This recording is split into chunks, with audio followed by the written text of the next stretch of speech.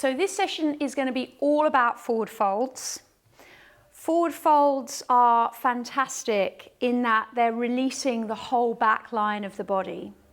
So we're going to be working through some different poses, and I'm going to be talking you through them with some modifications.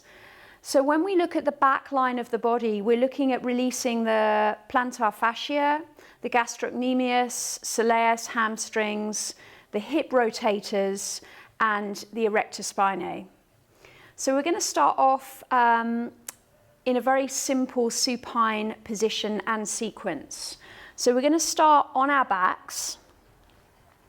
If you have a yoga belt, have that handy. Otherwise, a scarf or a belt is another great thing to practice with. So we're going to start off by lying back. I want you to bring both of your legs bent into the floor, and I want you to feel the connection through the soles of your feet. And just take a moment here. So just feel the back of your body, your shoulder blades, the back of your head, the soles of your feet, your pelvis. And then on your next inhale, I want you to raise your right leg up towards the ceiling. So many of us here are going to find that perhaps the leg is going to start to bend. It might be that maybe you can straighten the leg, but you might notice a little bit of movement in the hips and the pelvis. So this is where the belt, the strap comes in really handy. So we're going to take the belt up to the ball of the foot. Now, I want you to reach your hands as far as you can up towards your foot, so your arms are extended. And then I want you to start to lower your shoulder blades back down into the floor so you feel really secure and rooted through the center of your body. So this is part of your core stability. So with the leg, the foot in this position, we're going to start to straighten the leg as much as we can. Now, if you notice that as you start to straighten the leg, you need to give yourself a little bit more slack, then I definitely want you to lower your heel a little bit closer towards the floor. So you might be coming into a little bit more of this position. Now, we can afford to lock the knee joint out here because we're not weight bearing. So we're releasing the back line of the leg. Calf muscles, soleus, the hamstrings.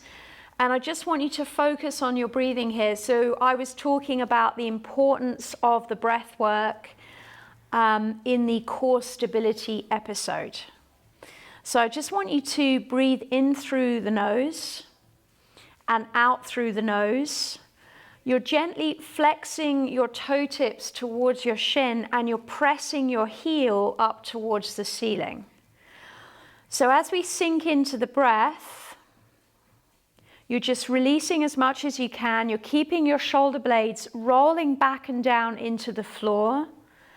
And you're noticing any movement in the pelvis. So sometimes in our haste to draw the front of the leg closer in towards the front of the body, we start to hoik the hip up towards the armpit. Don't do that. I want you to keep a neutral pelvis. So if this feels good, you can stay here. Otherwise, we can start to lengthen the left leg all the way down the mat. And notice any differences in the position once you've lengthened the left leg down. So again, just take a few breaths here. Focus on your shoulders, the back of your head. When we're in a supine position, and I mentioned this in the breathwork episode, sometimes we can have a little bit kyphosis in the cervical spine. So if we're in this position, if you notice that you're overly stretching into the front of the throat, the chin is lifting, make sure you have a blanket or maybe a pillow at the back of the head, because this is going to bring the head into more of a neutral position. So we're holding here. We're going to take a couple more breaths. So when we hold the position, when we come into still space, this is allowing the stretch, the connective tissue, to finally fully release, because this is a big part of our yoga practice, is teaching the body to unravel and unwind. So you're going to take both ends of the strap into the right hand. Your left arm is going to come down by your side, or you're going to place it onto the top of the left hip, and you're going to start to slowly take the right leg out. Now the aim isn't necessarily to bring the right leg all the way to the floor, because what can happen here is as I allow my right leg to come out to the side, automatically my left side wants to follow the movement of the right. So listen to that. We're opening into the inside line of the leg now. Now obviously the weight of the left hand isn't necessarily going to stop the left side following the movement, but it's just helpful to have that focus. Or as I say, you can have your left arm down.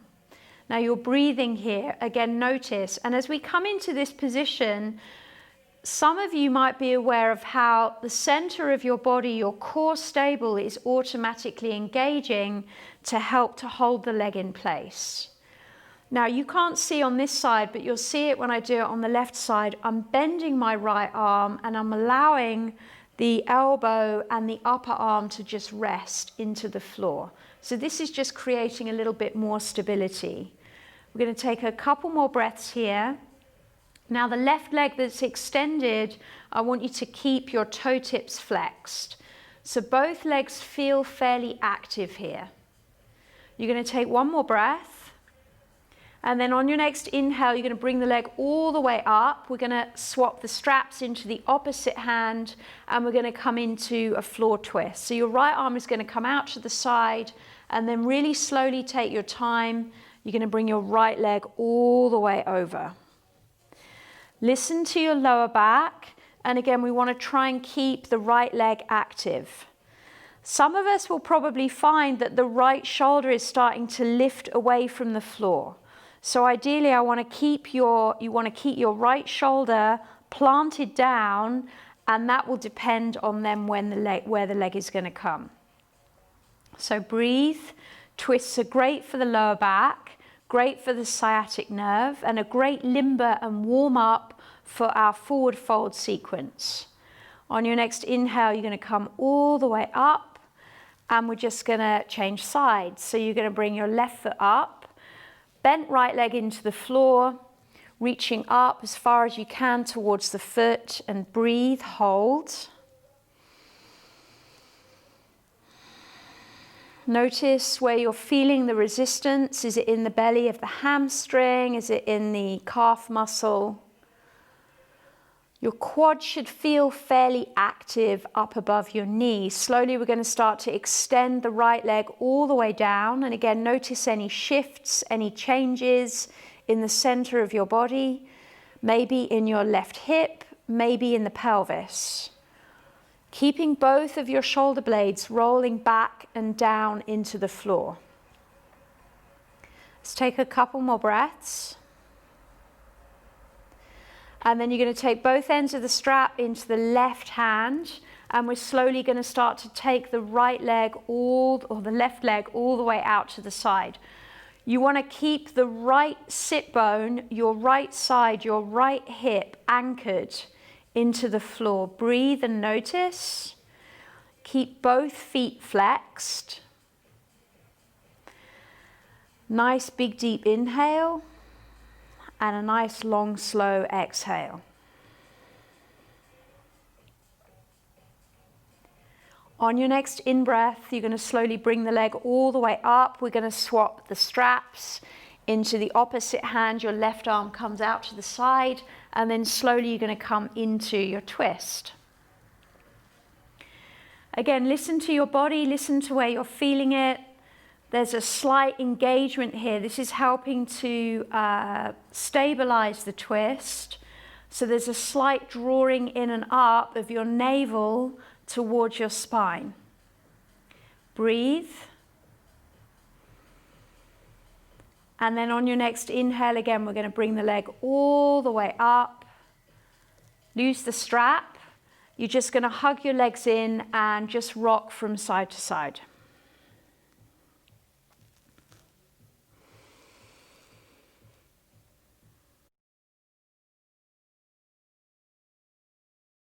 So there are 3 types of forward fold: supine, which we've just done, standing, which we're just about to do now, and seated.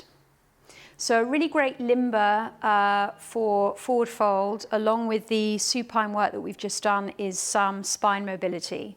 So this kind of allows us to check in with where we're at with the spine extensors and again the superficial back line. So just standing with your feet hip distance apart, make sure your toes are pointing forwards and your heels are in line with your toes.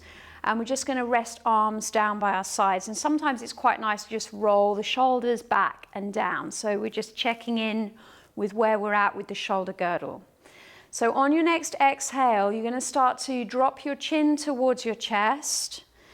And then really slowly, you're going to start to soften into the knees.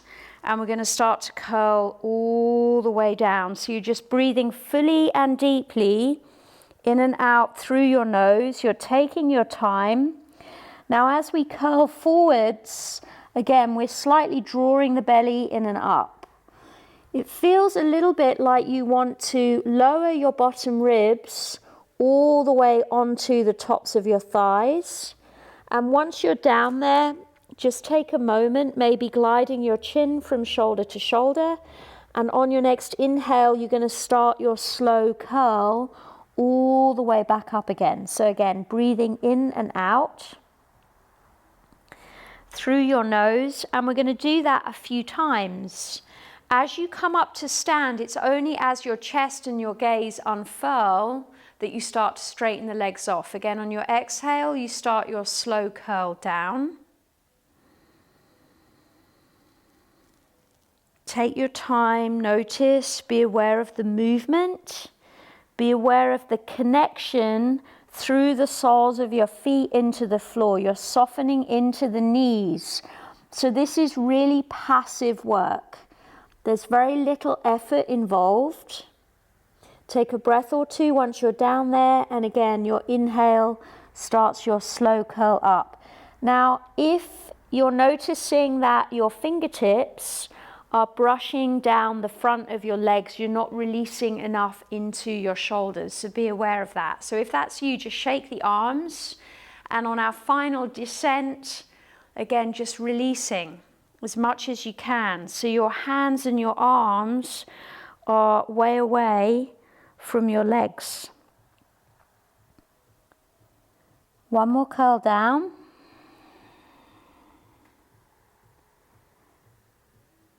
And one more curl up. Keep your knees tracking in line with your toes. So we're being aware of any bad movement patterns. And as you come up to stand again, just straightening the legs. So on your next inhale, I want you to reach your arms up towards the ceiling and just take a moment here. So reach through your fingertips and you're keeping your shoulder blades moving down your back. On your next exhale, now the movement, the motion for forward fold is through the hips. So on your next exhale, you're going to start to take your arms out to the sides. There's a forward movement. So there's a forward movement through the spine, but your sit bones are moving into the space behind you. And we're going to work a little bit more on that. So you're slowly coming into more of a back body stretch. We're going to try and wrap the arms around the legs, and it feels like you're squeezing yourself in two. So you're dropping your chin towards your chest. On your next inhale, bending the legs and coming all the way back up. Keep your knees tracking in line with your toes. Now we're going to break that down a little bit more. So as you come all the way up, we're going to release the arms down by our sides. So a good way of breaking that down is to come into this position. So I'm going to stand side on.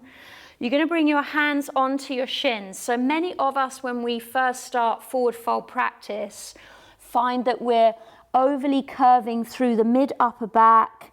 The belly is dumping out because there's too much tension in the back line. We're having to bend the legs. And this is fine. If we're here, that's okay. But I'm here to give you a little bit more structure and a few more modifications so that you can really start to find the optimum back body stretch. So you're going to bring your hands onto your shins. And we're using the arms like struts. So I want you to move your shoulders down your back so there's space between the tops of the shoulders and the ears. So this is where your spine extensors kick in. You want to try and find the length in your spine. It feels a little bit like the top of the head is extending into the space in front, and your sit bones are traveling into the space behind. Your sit bones are those big old bones in your butt, and we're going to become a little bit more acquainted with those when we do our seated forward folds. So hold here, breathe, and if you can, you're going to take your arms out to the side. So I'm doing that now, and as I do that, again, you'll notice there's more engagement in the quads, so nothing else changes. There's a little bit more of perhaps a tilt in the pelvis, length in the spine, and on your next inhale, you're going to come all the way up, reach your arms up above your head, and then we're going to take that movement all the way back down. So exhale, pressing your sit bones into the space behind, lengthen the spine, and then you're wrapping your arms around your legs and squeezing yourself in two. Now, to find your optimum forward fold, you're drawing your belly in and up. You're drawing your belly in and up towards the spine, so this is creating space for the forward fold. But if you're here still and your legs are bent, I would rather you work with, if you're lucky enough to have some brick blocks, grab brick blocks, otherwise a couple of books, and you're going to use your arms like struts here, because this again allows us a full back body stretch. If I'm here, I'm getting a sense of a little bit of a stretch going on, but I'm losing out on all that awesome work in the back line of the body. So here, when I'm using my arms like struts, I get the full back body stretch all the way up from the heels, up into the sit bones, and then all the way out through the top of the head. Be aware of your shoulders. And then again, here you get to break it down. You get to, again, scoop the belly in and up. So you're using your core stable, you're using your breath. Now, the biggest thing many people, when they come into yoga, want to do is they want to be able to touch their toes. So this is a good breakdown of that. So if you're looking at touching your toes, it's just method. So if we were kind of here in our forward fold, and you're rounding through the back, that's fine. So what's good to do, as we've done so far, is bend the legs. Bend the legs enough so that you get to bring your fingertips to the floor, touch your toes, and again, you're thinking about extending through the spine. Take a moment. And then when you're ready, you're going to come all the way up and all the way down. Okay.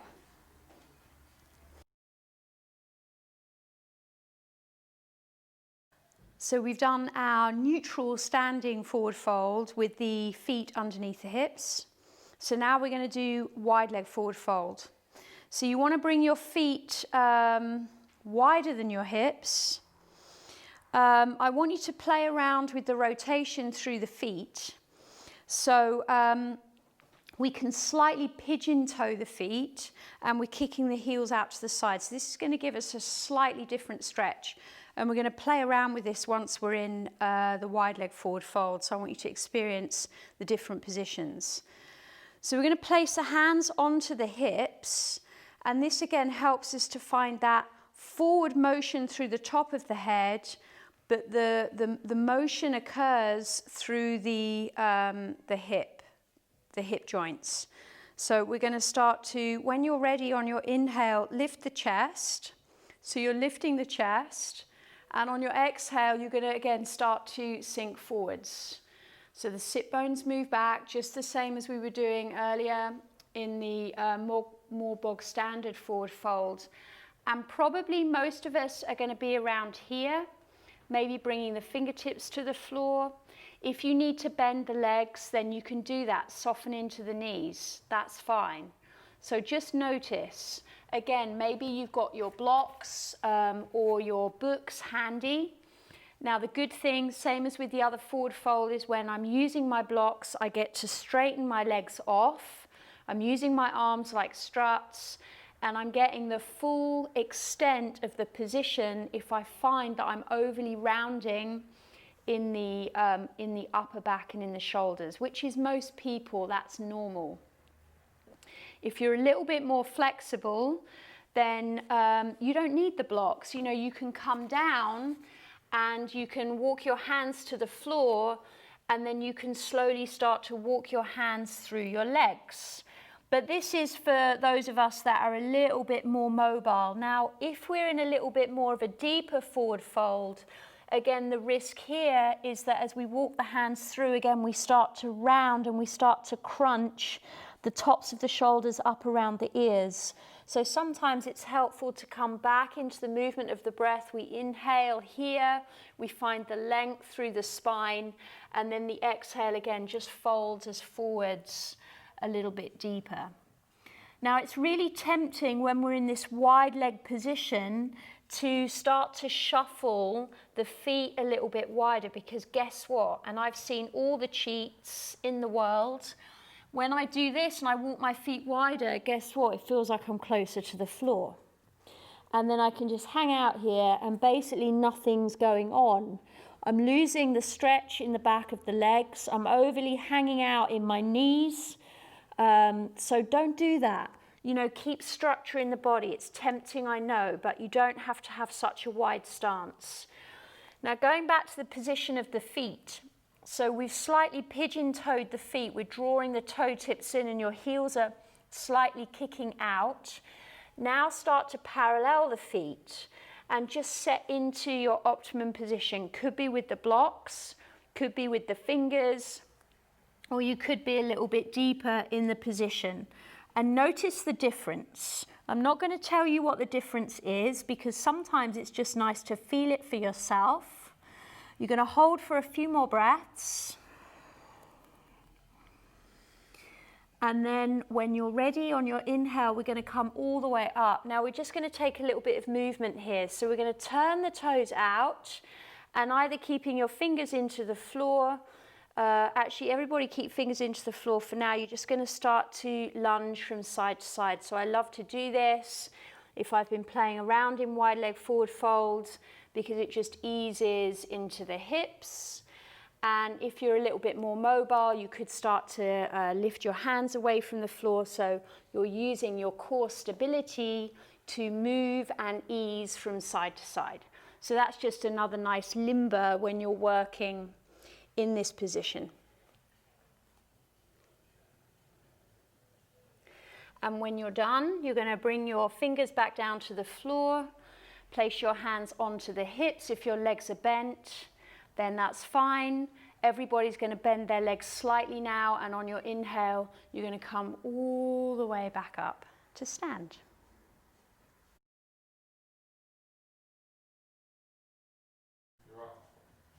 So now we're into the seated positions.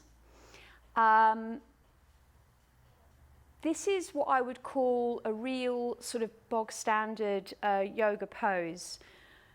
One of the things that I love about yoga is its posture work. So one of the things that we find nowadays is that a lot of what we're requiring our bodies to do, or what our bodies are doing for long periods of time, mean that it affects our posture, and this has severe implications often with lower back issues, kyphosis in the neck and in the lumbar spine. So we're really looking when we find a yoga practice to start to alleviate some of those posture issues, and then attached to that are the pain and the stress related to those kind of bad movement patterns.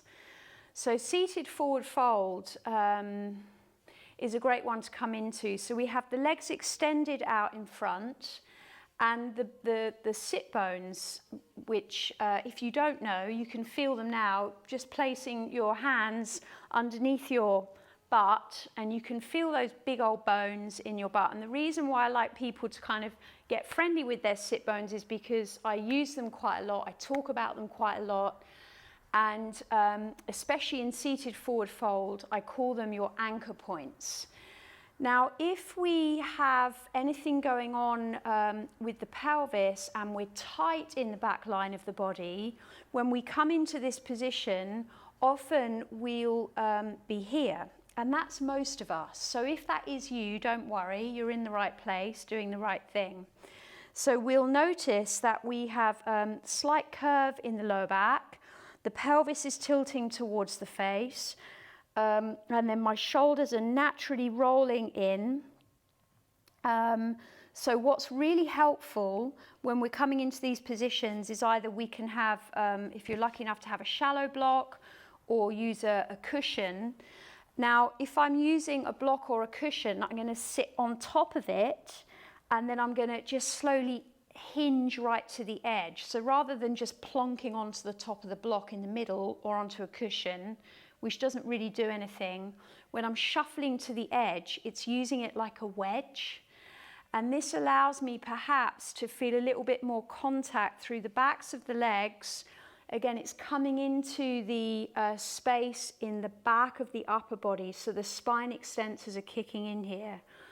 So if we go right back to episode 1, when we were talking about core stability and the stack of the primary masses, so the head, the ribs and the pelvis, and we want to try and come into more of that alignment. So we're going to place the hands down either side of the hips.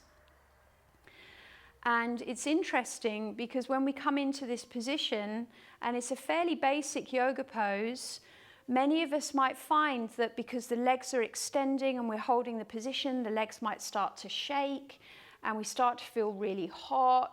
And some of us might even start to sweat. And this is because the body's working in a different way, because the body is used to perhaps moving. So when we introduce new movement patterns and often still space into our practice, the body can heat up and release in this way. So all of these reactions are valid. So we're going to hold here. Now, if you're a little bit more mobile, again, you've got your belt or your strap, your scarf handy. We could come into a little bit of a deeper stretch. So you want to loop the belt into the balls of the feet, and then you're just slowly coming forwards. Now, of course, if you can grab the feet, great. The ultimate pose is to grab the feet. But again, same as in the standing forward fold, if in our haste to grab the feet, we start to do this, don't do that. Use your straps. Come back up so you're experiencing that full back body stretch, and just take your time here. And as we hold the pose, you might notice that you can take it a little bit deeper. So I like to think often in this seated forward fold, your inhale is lifting. It's almost like the sternum. The sternum here is leading the movement. You want to keep your neck neutral, and then you're slowly starting to think about lowering your belly onto your thighs, your chest towards your knees, and your forehead towards your shins. So take your time here, breathe, just notice the communications that your body is sending you. Notice the areas of resistance. Nice big deep inhale. And a really nice long slow exhale. Let's take one more breath.